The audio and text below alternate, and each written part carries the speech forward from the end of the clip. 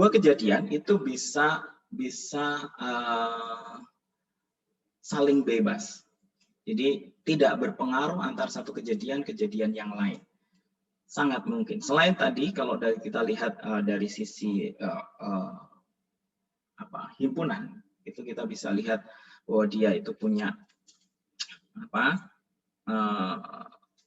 karakteristik yang saling lepas begitu. Dari konteks probabilitas, kita juga bisa nanti mendefinisikan kejadian yang independen atau saling bebas. Kapan sih suatu kejadian itu saling bebas? Saya bisa katakan bahwa bebas itu tidak bergantung. Jadi ada ataupun tidak kejadian itu tidak mempengaruhi kejadian yang lain. Nah, ketidakbergantungan itu dijelaskan dengan apa? Sebenarnya kita bisa lihat dari konsep peluang bersyarat ini. Kebebasan atau ketidakbergantungan itu bisa saya sajikan bahwa kalau saya kasih syarat ataupun tidak, nilainya tetap sama, peluangnya tetap sama. Jadi independensi itu berkaitan erat dengan peluangnya, ya.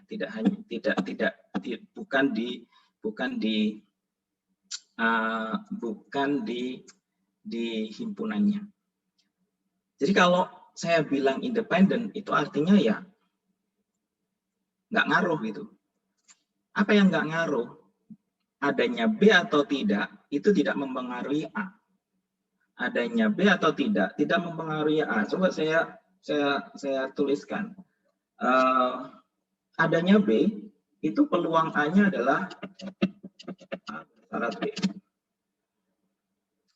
Nah, tadi ada ataupun tidak itu peluangnya nggak berbeda. Itu artinya berarti peluang A bersyarat B-nya sama dengan A. Kenapa? Karena bebas. Ada B ataupun enggak, peluangnya tetap sama. A tetap tidak bergantung pada B.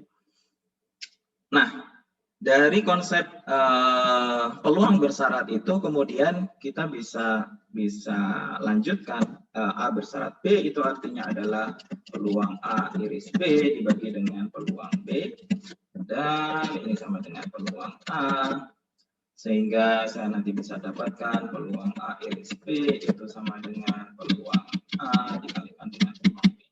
Aha, saya bisa dapatkan ini, dan ini yang lebih populer biasanya, tapi justifikasinya agak susah karena kenapa sih kok irisannya peluangnya sama dengan perkalian dari peluangnya?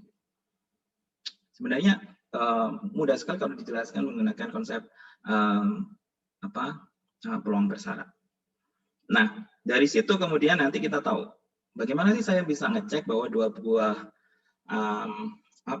kejadian itu independen. Ya, Anda cek apakah peluang A-nya itu peluang A iris B-nya itu sama dengan peluang A dikalikan dengan peluang B atau enggak. Saya coba cari contoh yang dekat dengan ini, walaupun enggak sama persis gitu ya. Dari ujian PAI, misalnya saya punya kotak berisi 5 permen dan 5 coklat. Kemudian sejauh uji coba dilakukan dengan mengambil 3 buah permen dari dalam kotak tanpa adanya pengembalian. Berapakah peluang untuk mendapatkan 1 permen dan 2 coklat? Diketahui bahwa minimal 2 di antara uji coba tersebut adalah coklat. Jadi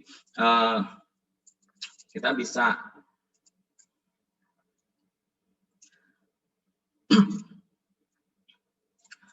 jadi kita punya eksperimen. Yang pertama kita mengambil 3 buah. Jadi kotaknya itu isinya adalah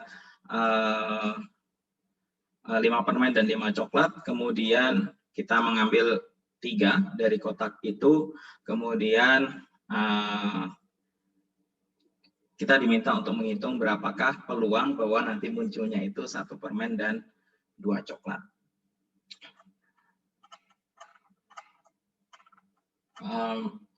Mungkin bisa dicoba dulu ya.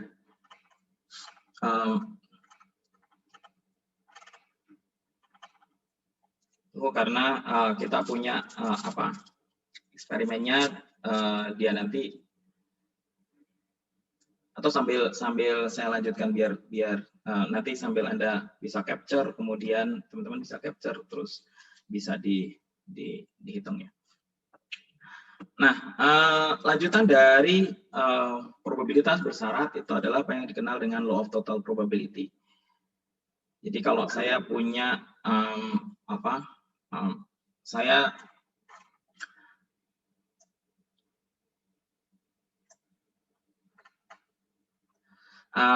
misalnya saya buat partisi. Jadi kalau tadi saya punya dua himpunan A dan B. Sekarang saya mau bagi-bagi nih ruang sampel saya menjadi partisi-partisi B1 sampai Bn.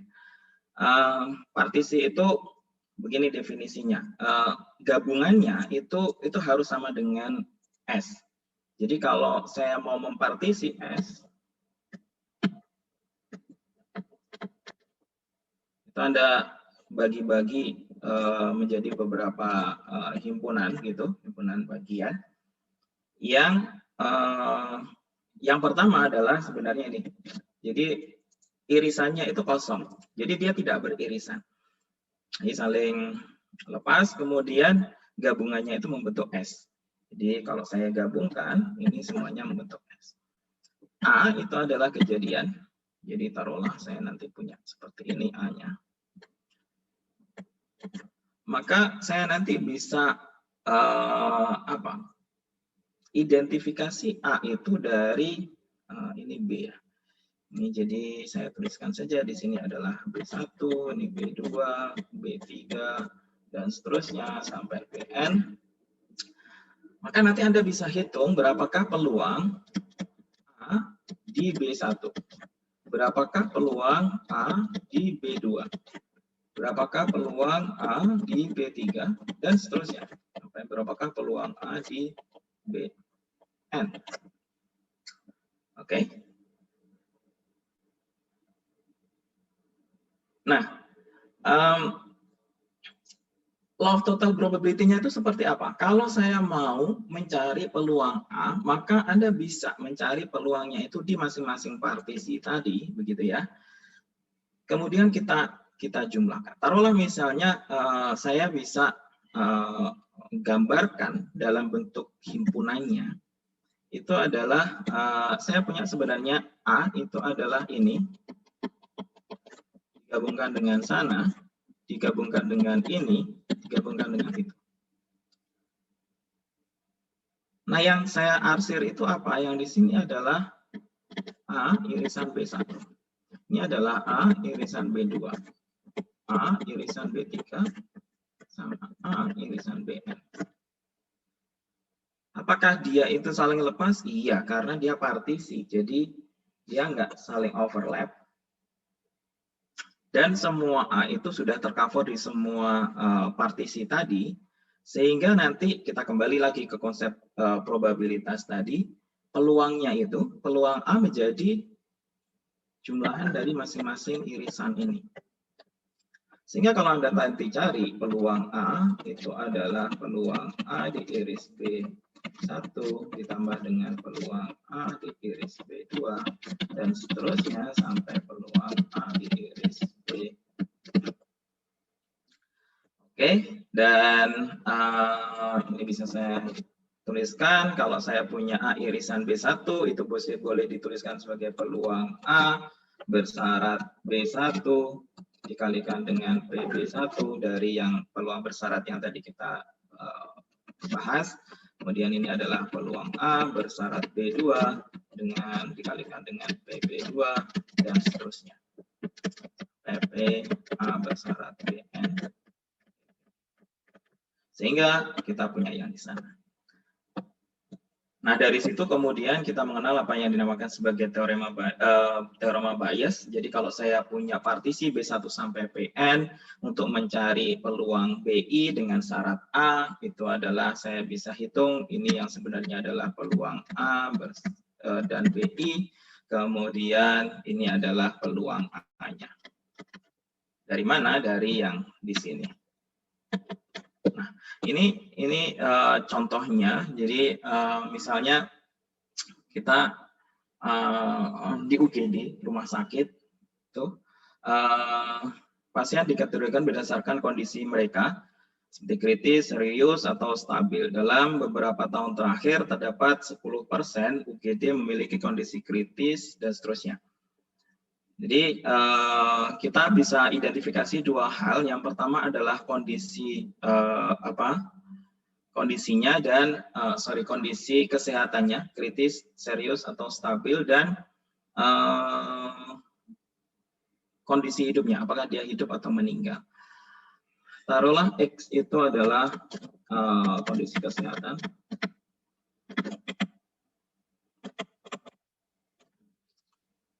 Kemudian Y-nya itu adalah kondisi meninggal atau tidak.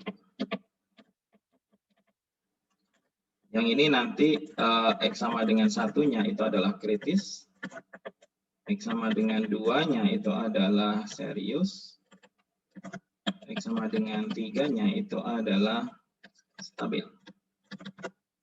Kemudian yang di sini Y sama dengan 1 itu meninggal. Y sama dengan 0 itu hidup.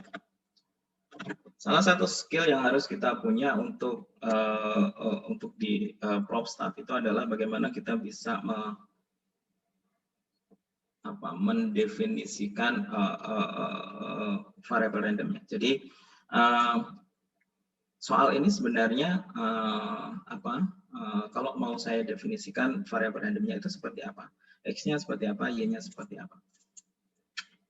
Tentang pengkodean itu terserah Anda. Dan kemudian nanti kita bisa yang diketahui itu bisa kita notasikan. Misalnya ini memiliki kondisi kritis. Ini kan berarti peluang X sama dengan 1. Yang di sini peluang X sama dengan 2. Ini adalah peluang X sama dengan 3. Kemudian 40% dengan kondisi kritis meninggal dunia. Apa ini?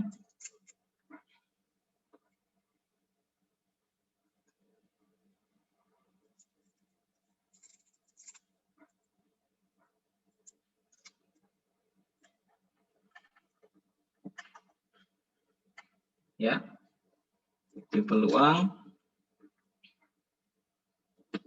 Y sama dengan 1 dengan syarat X sama dengan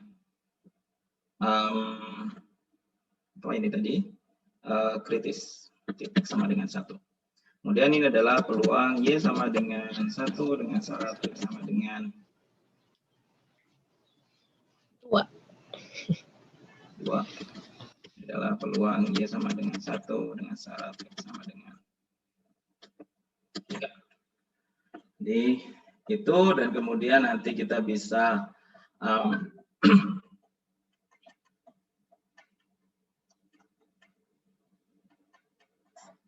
bangun. Yang ditanyakan adalah diberitahu bahwa pasien dalam kondisi hidup, berapakah peluang bahwa pasien tersebut berasal dari kategori serius pada waktu tiba di UGD. Jadi yang ditanyakan adalah berapakah peluang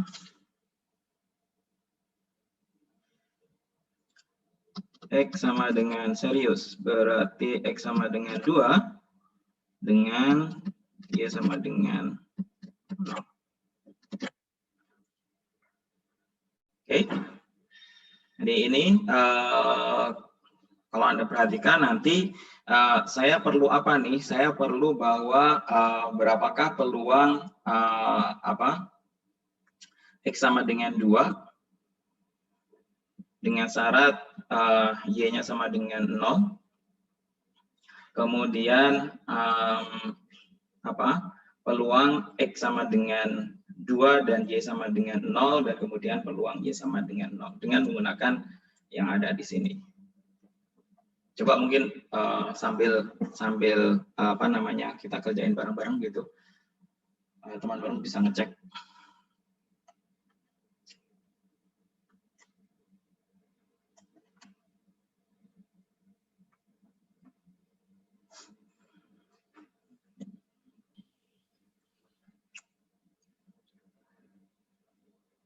Itu ada yang miss ya. 40% pasien dengan kondisi kritis meninggal dunia.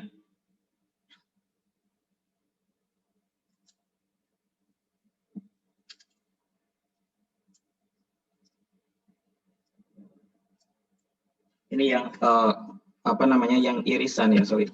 Ini jadi bukan diketahui orangnya itu kondisi kritis dan meninggal dunia. Jadi itu kemudian nanti Anda bisa hitung peluang X sama dengan 2 dan peluang Y sama dengan 0. Saya coba cari peluang Y sama dengan 0-nya dulu.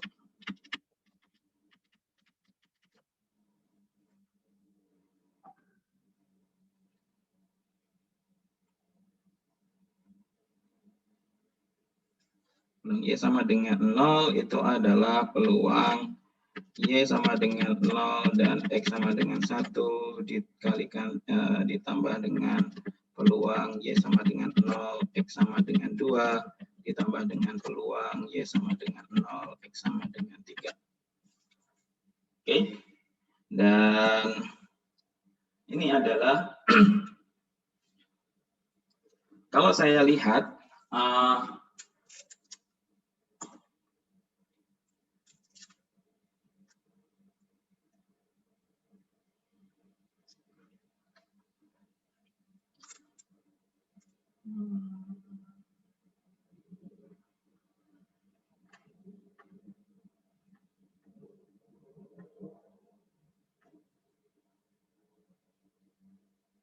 PX sama dengan 1, oke.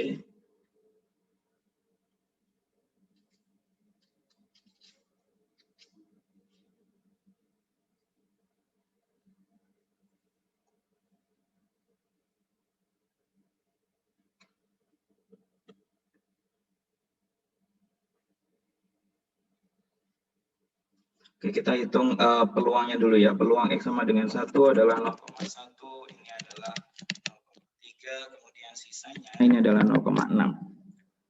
Oke, kemudian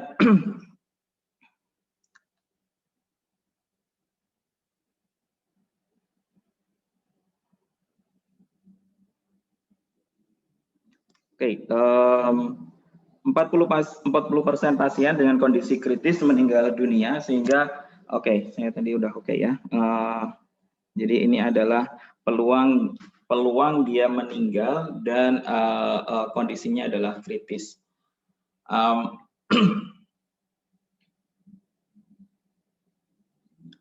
Oke, saya bisa, sudah benar tadi ya, kayak gini. Kemudian saya coba untuk menghitung berapakah peluang Y sama dengan 0 dengan syarat X sama dengan 1. Kalau 40% orang itu adalah apa namanya meninggal, maka saya punya ini adalah 0,6, kemudian peluang Y sama dengan 0 dengan syarat X sama dengan 2, itu adalah 0,9, kemudian peluang Y sama dengan 0 dengan syarat X sama dengan 3, itu adalah 0,99. Saya kurangi yang di sini.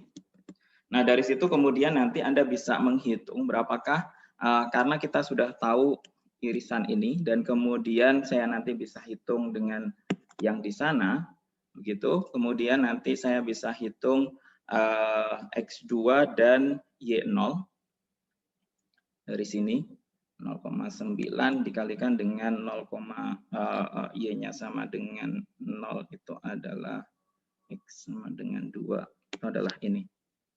Oke, sehingga nanti Anda akan dapatkan. Coba, karena saya pengkodenya agak sedikit berbeda, saya perlu cek ulang hitungan saya. Terus sambil Anda hitung ya. Mungkin ada apa?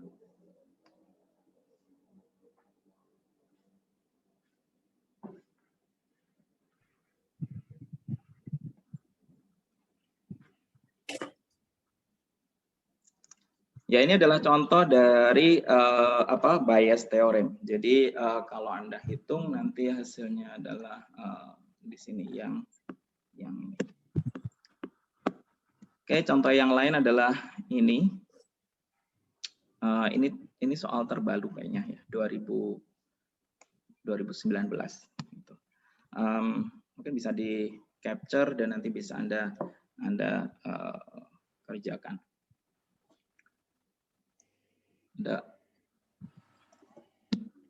Kemudian kita belajar tentang variabel random. Kalau tadi kita sudah definisikan tentang peluang, kemudian mudahnya begini, variabel random itu adalah cara bagaimana kita mengkuantifikasi ruang sampel. Jadi seringkali kan ruang sampel, bukan sering sih, bisa kita temukan ruang sampel itu dia tidak dalam bentuk angka. Jadi misalnya tadi saya lemparkan mata uang 2 kali misalnya, yang muncul adalah MM, MB gitu ya. Dan ini cukup menyulitkan bagi kita karena kemudian kita perlu untuk mendefinisikan peluang. Makanya kemudian dicari cara bagaimana kita bisa mengkuantifikasi. Jadi kita angkakan. Atau secara matematis, variabel random itu adalah fungsi dari ruang sampel ke subset bilangan. Artinya, ruang sampel yang tadi itu kita petakan ke dalam subset ruang sampel. Taruhlah misalnya saya lempar mata uang 2 kali, itu saya bisa hitung berapakah munculnya muka di sana. Berapakah munculnya belakang. Nah, dari situ kemudian karena kita bicaranya adalah berapa munculnya muka atau berapa munculnya belakang, maka kemudian kita dapatkan angka di situ.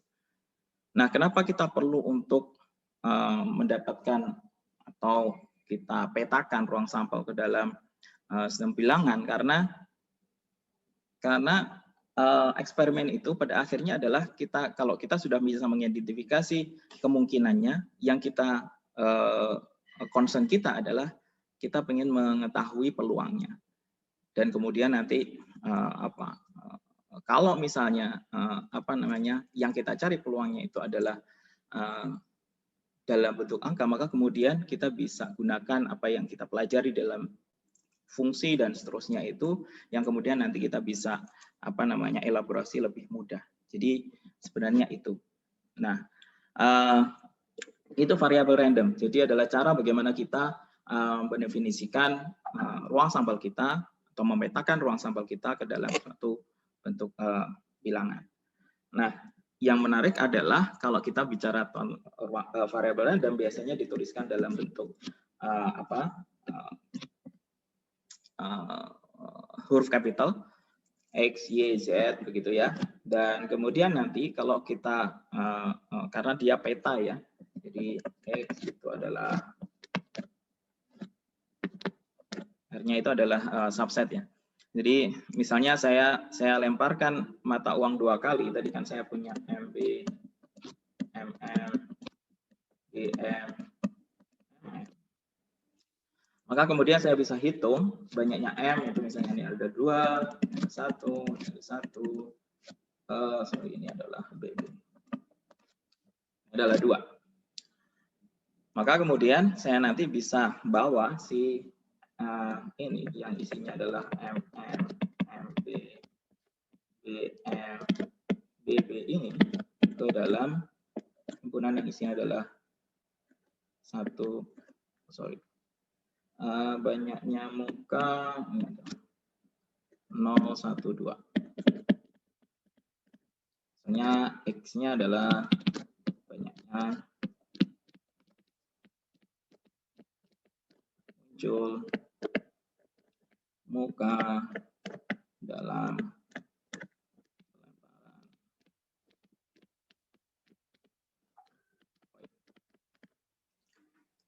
Oke, itu. Dan kemudian nanti kalau saya tahu di situ kemudian kita konsentrasi ke distribusi, maka kemudian saya punya PDF atau probability density function yang dia menjelaskan tentang bagaimana peluang itu didistribusikan, kemudian nanti dari karena dia menggambarkan peluang. Nah, subset R itu bisa discrete, bisa continue. Discrete itu artinya terhitung, jadi 1, 2, 3 dan seterusnya, atau continue pada rentang tertentu.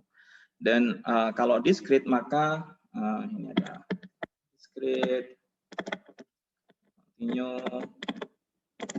Dan kalau discrete maka F ini menggambarkan peluang.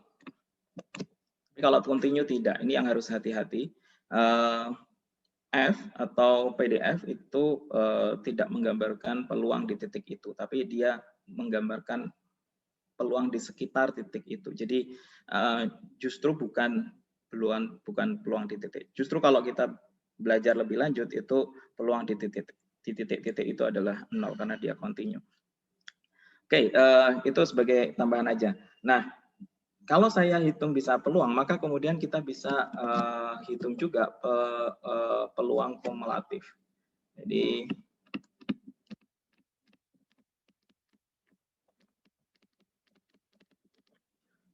biasanya dinotasikan dengan F besar.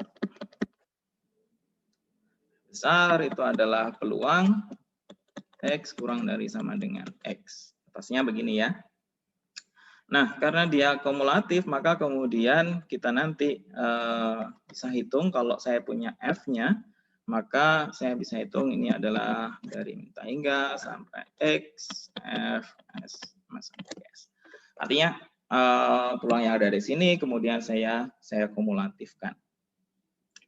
Itu kemudian kita juga mengenal survival function. Kemudian dari situ kemudian saya nanti bisa masuk 1 dikurangi Fx atau kadang dituliskan sebagai Sx atau ada juga yang menotasikan sebagai Fx.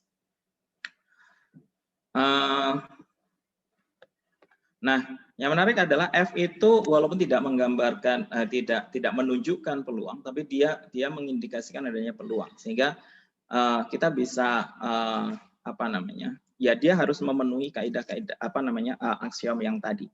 Salah satu yang perlu kita cek adalah atau yang sering ditanyakan adalah agar dia itu fungsi densitas PDF, maka dia jumlahnya harus 1. Jadi kalau saya bawa ke sini, integralnya itu kumulatifnya kalau saya jumlahkan semua peluangnya harus sama dengan 1. Nah, itu yang seringkali ditanyakan untuk mengidentifikasi apakah sebuah fungsi itu merupakan fungsi densitas atau enggak. Misalnya ini, saya punya nilai mahasiswa itu dimodelkan dalam peluang densitas seperti ini. Kemudian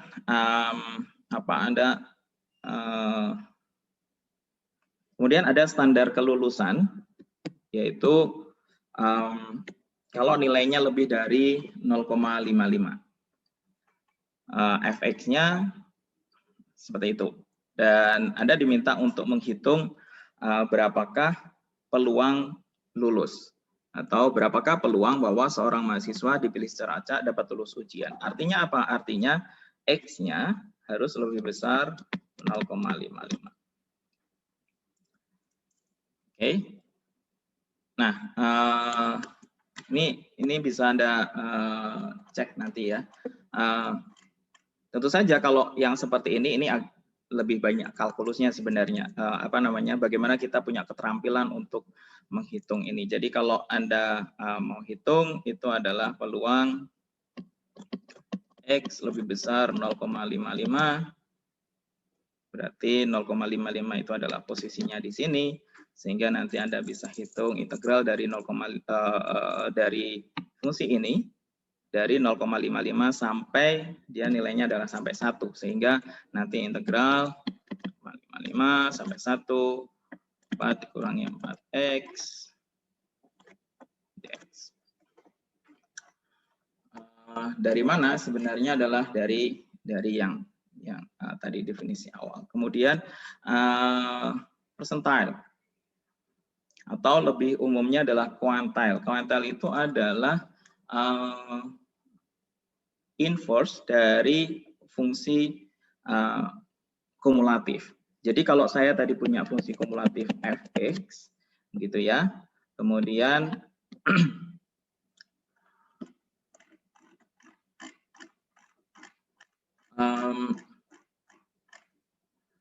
Saya punya tadi hasilnya adalah yang di sini 0,4. Secara umum begini, saya punya 0 sampai 1. Secara umum fungsi kumulatif itu tak turun.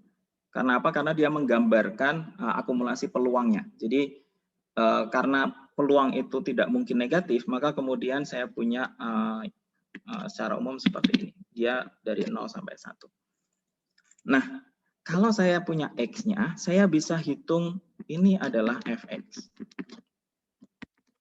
Demikian juga kalau saya punya Fx, maka saya bisa cari X-nya.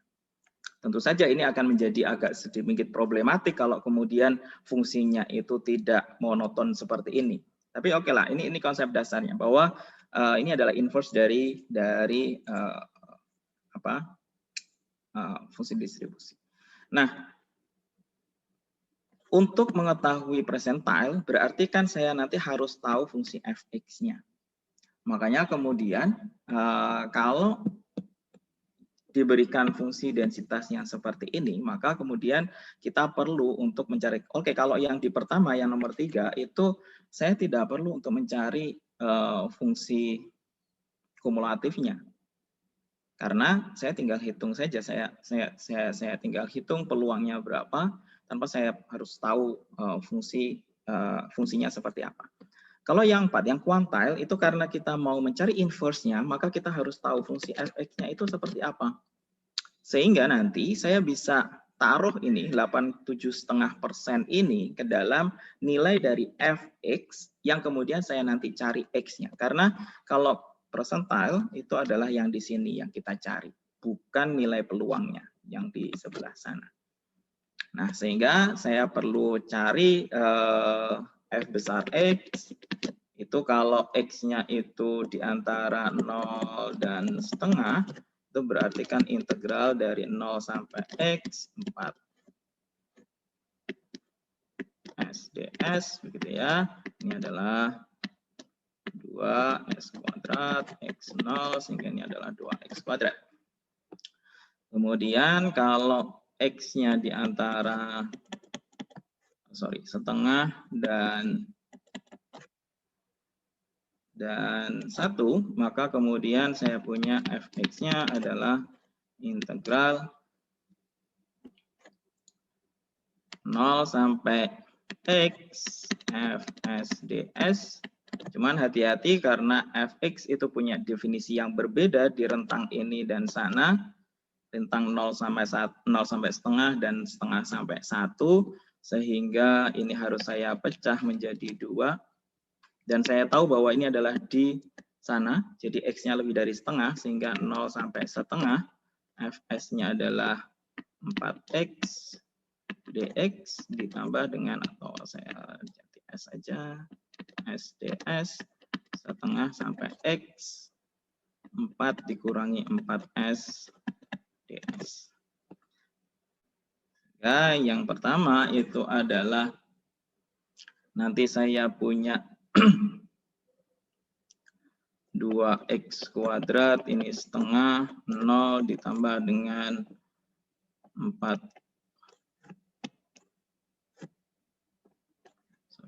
S, ini adalah 4S dikurangi 2S kuadrat X setengah, sehingga nanti saya bisa punya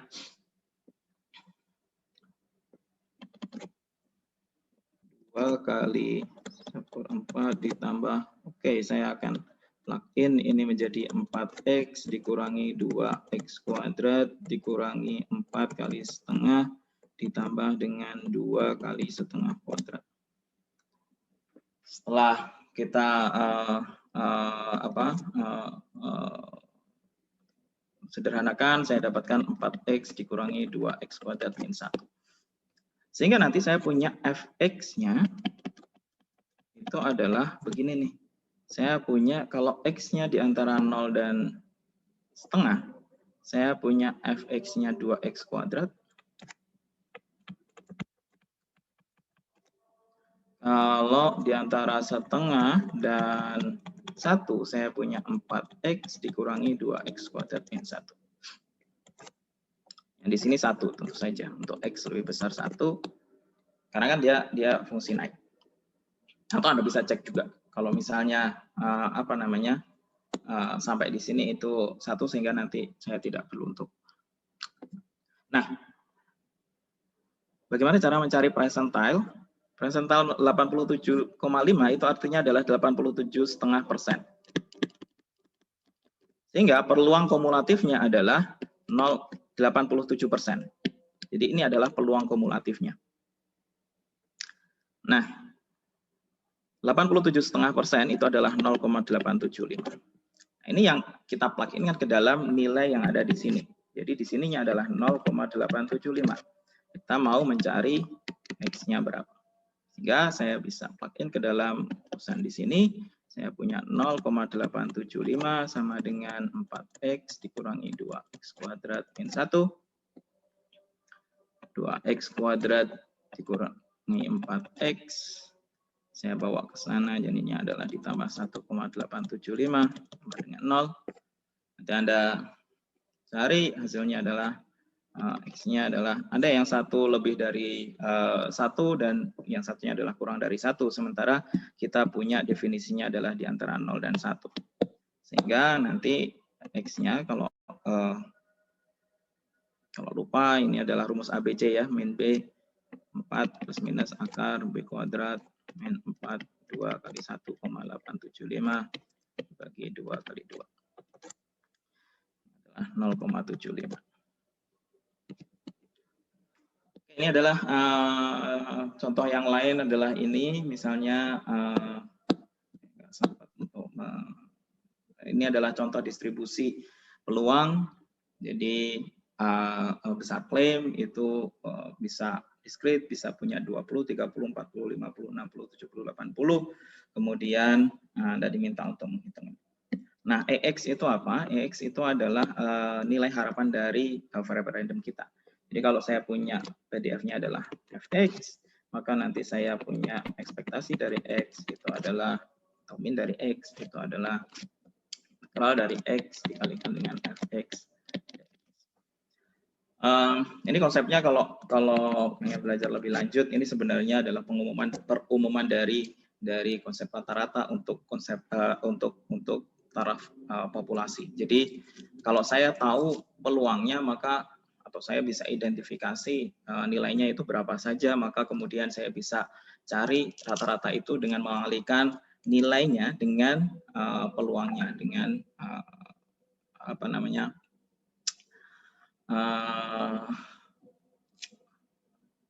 dengan peluangnya, sehingga nanti saya bisa dapatkan ini. Dan kemudian ini bisa digeneralisir ke dalam momen yang lebih besar. Ini bisa juga disebut sebagai momen pertama. Sehingga nanti saya punya momen kedua, ketiga, dan seterusnya. Oke, nah dari situ kemudian nanti kalau X-nya itu diskrit bagaimana? Kalau diskrit lebih mudah lagi, karena kemudian kita bisa kalikan nilainya dengan peluangnya, dan kemudian nanti kita bisa dapatkan mean dan standar deviasinya. Sekira itu. Kemudian ini adalah contoh juga tentang bagaimana kita bisa melihat apakah dia itu, atau bagaimana saya bisa tentukan bahwa suatu fungsi itu adalah fungsi densitas. Oke, kalau saya bisa punya variabel random yang satu variabel random, maka kemudian saya bisa juga punya 2 variabel random. Contohnya misalnya tinggi badan dan berat badan misalnya begitu ya. Itu kan bisa kita ukur kedua-duanya, dan 2 hal itu bisa kita anggap sebagai variabel random yang berbeda. Sehingga kita bisa juga punya apa yang disebut sebagai PDF bersama. Kalau saya punya X dan Y, suatu variabel random. Yang notasinya adalah saya bisa tuliskan seperti ini. Dan dia menggambarkan, mengindikasikan peluang. Walaupun tidak secara eksplisit ya, langsung kemudian dia adalah peluangnya. Tapi kalau nanti Anda bekerjanya di diskrit, ya dia menunjukkan peluang. Contohnya diskrit adalah ini. Kalau X-nya itu adalah -1, 0, 1, 3, kemudian Y-nya -1, 2, 3. Maka saya punya kemungkinan segala kemungkinan itu, dan kemudian nanti saya bisa hitung C-nya. Jadi C-nya itu berapa? C-nya itu adalah nilai yang membuat jumlahan dari Fxy untuk semua X dan untuk semua Y-nya itu adalah sama dengan 1. Sehingga kalau saya punya misalnya ini X-nya adalah ada 4, kemudian Y-nya ada 3, maka saya nanti bisa hitung ini jumlahannya kan menjadi jumlahan dari C X kuadrat ditambah Y kuadrat X, Y sama dengan 1. Dan kemudian nanti saya bisa cari C-nya sehingga nanti jumlahannya adalah 1. Itu untuk distribusi bersama, dan seringkali kemudian kita harus tahu distribusi-distribusi peluang yang umum digunakan, misalnya distribusi Bernoulli. Ini yang sederhana gitu ya. Ini adalah sebenarnya dari eksperimen, suatu eksperimen yang hasilnya itu cuma 2, yaitu benar dan salah atau sukses dan gagal gitu. Dan kita hanya melakukan eksperimen sekali. Dan Bernoulli binomial itu ketika kita melakukan eksperimennya lebih dari 1 kali, tapi masing-masing itu independen dan punya nilai peluang yang sama. Jadi ya seperti yang Bernoulli lakukan, tapi kemudian kita ulang berkali-kali. Misalnya saya lempar mata uang 1 kali, itu Bernoulli karena bisa muncul muka atau belakang. Jadi saya bisa anggap salah satunya sukses, misalnya yang muka adalah yang sukses, maka kemudian saya bisa anggap dia adalah yang sukses. Kemudian saya bisa lakukan berkali-kali, misalnya saya lemparkan 10 kali, maka kemudian saya bisa hitung berapa kali sukses. Dan distribusinya binomial. Kemudian kita juga mengenal geometrik, yaitu ini dari eksperimen yang kita menghitung banyaknya percobaan sampai kita dapatkan yang sukses. Dan X-nya, variabel randomnya itu adalah percobaan sampai sukses. Jadi kalau saya hitung X-nya itu adalah banyaknya percobaan sampai saya dapatkan sukses, maka yang jelas yang paling akhir itu harus sukses. Sehingga saya harus punya di sini P, itu adalah kalau peluang suksesnya adalah P, dan kalau saya lakukan percobaannya itu sebanyak X kali, maka saya punya kemungkinan untuk tidak sukses itu sebanyak X-1, sehingga berapakah peluangnya? Ya berarti saya ulang lagi, maka saya nanti punya peluangnya adalah seperti ini. Nah kalau kemudian ini kita perbanyak, misalnya saya nggak hanya konsentrasi di 1 sukses, misalnya 10 sukses atau 5 sukses, maka kita punya ini negatif binomial. Itu banyaknya sama dengan tadi, banyaknya percobaan sampai suksesnya sebanyak K, dan X-nya itu adalah banyak percobaan yang diperlukan. Jadi kalau saya lakukan percobaan sebanyak X kali, dan dari X kali itu kita menemukan K sukses yang pertama, artinya di akhir pasti harus sukses yang ke K tadi. Jadi kalau saya punya misalnya ini ya, ini adalah banyaknya percobaan, maka yang di sini yang terakhir ini harus sukses. Kemudian yang sisanya K-1-nya itu terdistribusikan di sini. Sehingga kalau Anda perhatikan ini seperti saya mendistribusikan K-1 sukses ke dalam X-1 karena saya punya percobaannya adalah sebanyak X, dan yang terakhir ini adalah sukses, sehingga lagi-lagi ke kombinatorik, ini adalah bagaimana kita mendistribusikan K1 sukses ke dalam X-1. Dan negatif binomial itu banyak sekali aplikasinya, termasuk di pemodelan risiko. Jadi kalau nanti teman-teman lanjutnya adalah kemudian mengambil mata ujian yang lain, ini akan sangat berguna di sana. Kemudian Poisson. Oh ya. Waktunya 3 menit lagi. Oke, ya. Ini terakhir ya. Poisson itu adalah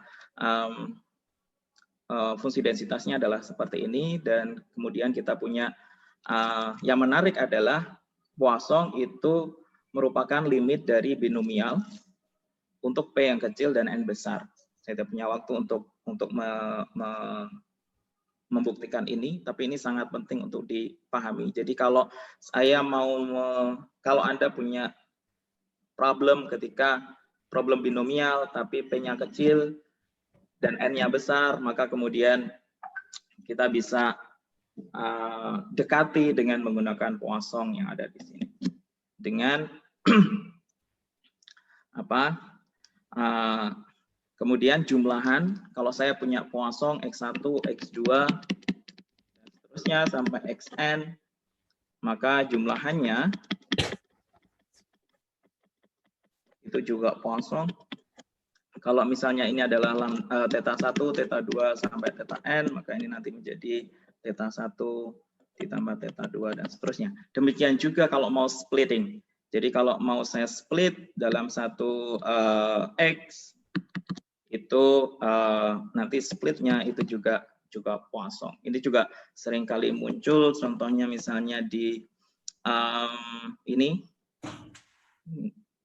Misalnya kalau dalam 5 jam itu Poisson dengan mu 2, kemudian saya mau misalnya di 2 jam pertama itu bagaimana 2 jam pertama juga distribusinya Poisson. Tentu saja dengan parameter yang sudah kita sesuaikan. Kalau saya hanya punya 2 jam di sini, maka saya punya 2/5 porsi dari Poisson ini, dan nanti parameternya adalah 2/5 dikalikan dengan 2. Sehingga nanti Anda bisa hitung berapakah peluang tidak mendapatkan giro. Jadi X-nya 0 di situ dengan sini. Oke, baik, itu Pak. Satu lagi ya yang mungkin saya tambahkan, seringkali teman-teman nanti yang belum dibahas mungkin teorema limit pusat dan inferensi seringkali juga yang ditanyakan itu seputar probabilitasnya. Jadi contohnya mana? Contohnya ini. Jadi seringkali bagaimana kita bisa mengaplikasikan apa yang kita pelajari dari distribusi bersyarat tadi atau peluang bersyarat tadi ke dalam rumusan ini. Baik, itu Pak Hendra. Sorry kalau saya agak overwhelmed dengan materi yang lumayan. Oke, terima kasih. Oke, terima kasih Pak Danang Teguh ini. Menarik sekali pemaparannya. Jadi ada beberapa hal tadi ya terkait pemahaman teknis tentang konsep dasar peluang, kemudian ada variabel acak, distribusi peluang, kemudian ya statistik dasar, uji hipotesa, ada tadi Bayesian juga di dalamnya seperti itu. Oke, kita masuk ke sesi pertanyaan. Ada dari Mona Lisa Fenty dari Universitas Tanjung. Izin bertanya Pak, bagaimana syarat kelulusan dari setiap modul, seperti skornya, skor minimal misalnya, dan melihat soal berbentuk pilihan ganda. Apakah coretan pengerjaan juga diperhatikan oleh penyelenggara, seperti saat kompetisi, biasanya kertas buram dikumpul ke penyelenggara. Itu silakan Pak Danang ini. Baik, terima kasih Mbak Mona Lisa. Pasti Mbak ya.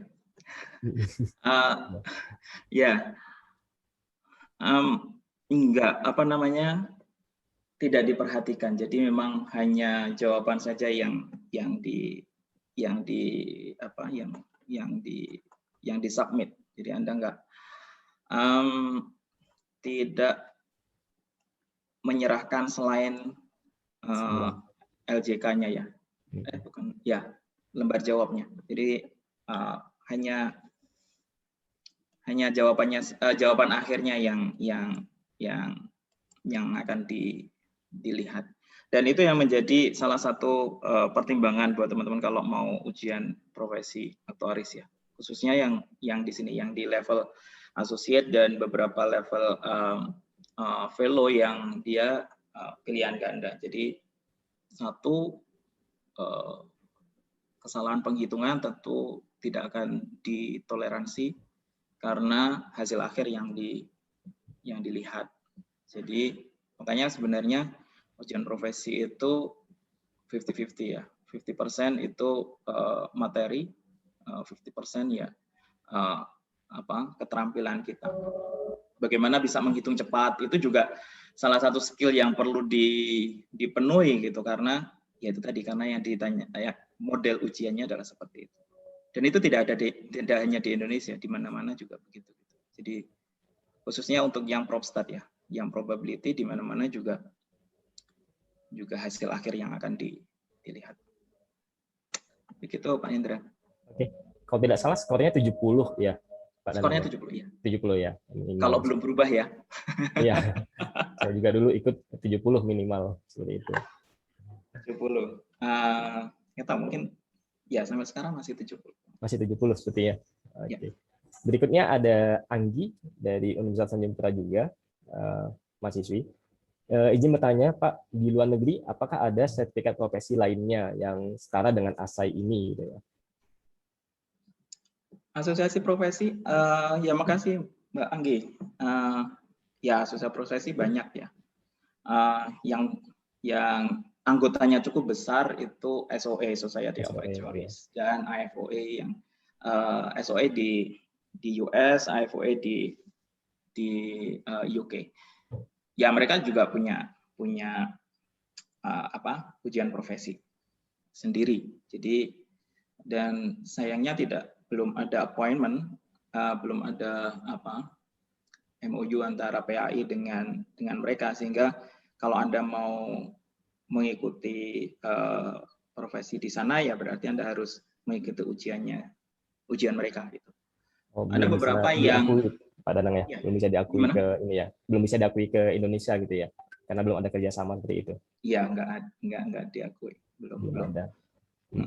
Cuman memang kalau sampai level tertentu, misalnya fellow-nya Indonesia itu, tapi ini masih dengar ya, itu bisa diakui, tapi nggak tahu bagaimana arrangementnya, apakah kemudian langsung bisa menjadi anggota atau tidak. Cuman setahu saya ada anggota PAI itu yang kemudian ke US bekerja di sana dan dia bisa mendaftarkan keanggotaannya di US. Cuman saya yang nggak tahu pasti karena di US itu kan sebenarnya asosiasi profesi aktuarisnya agak lumayan, ada beberapa lah ya, ada SOA, ada CI,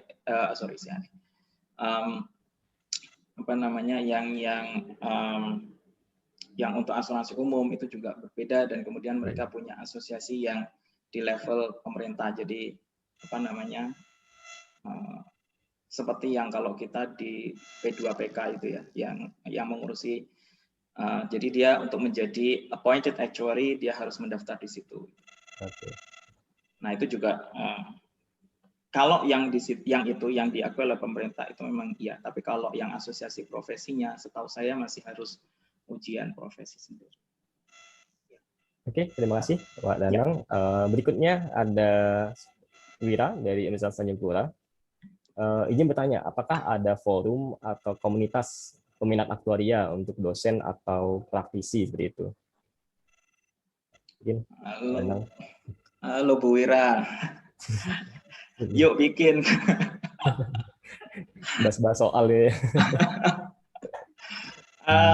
Ada nggak ya, kita banyak warisannya Ready Project itu ya, yang ya karena dulu sering banyak aktivitas, kemudian masih sering berkumpul, tapi memang tidak official, yang kemudian kita punya organisasi dan seterusnya itu memang belum ada. Ada upaya ke situ tapi belum sampai ke sana. Oke. Ya, ditunggu saja, atau mau menginisiasi.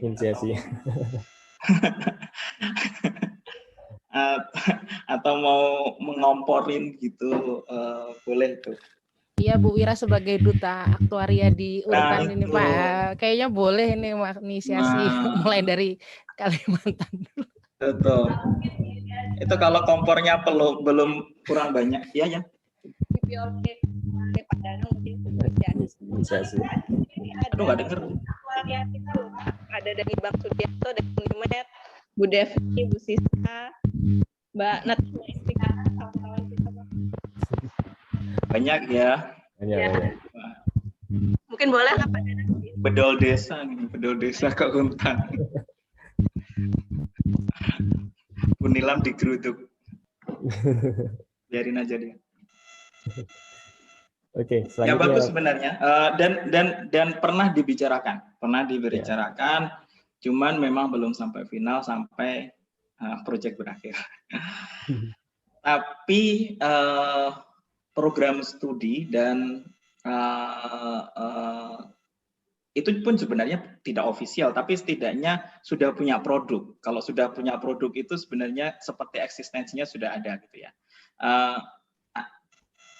Program studi dan program studi aktuaria dan program studi dengan minat aktuaria kan dulu sempat mendiskusikan tentang kurikulum minimal dan itu produknya sudah ada. Jadi sudah menentukan kurikulum minimal yang bisa dipakai untuk program studi aktuaria di seluruh Indonesia. Cuman ya itu asosiasinya enggak. Tapi ada di bawah Indo-MS juga ada. Nanti mungkin Pak Basuki bisa cerita. Indo-MS itu juga mengelola dosen-dosen ilmu aktuaria. Tapi untuk ujian PAI ini juga masih di Jawa, Pak Danang ya. Belum ada yang di Kalimantan ya. Jadi cukup berat juga nih kalau harus ke Jakarta. Halo Pak PAI. Iya. Hadir nggak nih? Ya itu salah satu ini ya. Kendala. Kendala, iya. Tapi begini, sebenarnya ada juga upaya dari PAI untuk ke situ. Jadi tidak kemudian menyelenggarakan di banyak tempat, tapi kemudian ada upaya untuk komputerisasi. Nah, kalau itu yang terjadi bisa dilakukan dari mana saja kan. Jadi jauh lebih mudah nantinya. Iya. Ya, semoga segera. Ya. Pertanyaan terakhir ada dari Vega Foswanto dari Universitas Tanjung Pura. Seberapa penting konsep peluang bersyarat dalam ujian PAI modul ini? Mas Vega, Kak Vega, biar berasa muda. Penting banget. Seberapa penting itu gimana cara ininya ya? Karena kemudian ya kalau di sini misalnya di Propstat kalau jangkauannya adalah untuk menyelesaikan ujian Propstat ya sebatas di Bayes theorem, kemudian law of total probability gitu ya, dan mungkin beberapa aplikasi. Tapi itu akan kepakai terus di aktuaria gitu. Jadi mengkonstruksikan peluang bersyarat atau lebih umum sebenarnya adalah variabel random bersyarat itu skill penting lah yang harus bisa dilakukan oleh seorang aktuaris. Karena kan kita selalu bekerjanya di klaster-klaster gitu ya. Dan kemudian kita harus menyimpulkan di seluruh klaster misalnya. Atau kita kita bekerja di kelas risiko tertentu gitu. Sementara kita harus menyimpulkan risiko untuk seluruh kelas risiko. Misalnya gitu. Jadi penting sekali untuk paham itu, termasuk saya selalu karena kebetulan saya mengampu teori risiko ya. Selalu saya tekankan betul di awal gitu karena jangan sampai miskonsepsi di sini. Kalau di Propstat itu lebih ke probabilitas bersyarat ya. Nah, selanjutnya sebenarnya adalah variabel random bersyarat dan itu cukup menarik. Gitu aja sih. Oke. Karena akan panjang ceritanya bagaimana itu diaplikasikan. Misalnya kalau misalnya di pricing di asuransi umum itu juga sangat kental sekali dengan probabilitas bersyarat dan distribusi bersyarat dan seterusnya, termasuk ekspektasi bersyarat. Oke. Ya. Oke, terima kasih kepada Bapak Danang Teguh Koyimi, saya PSD.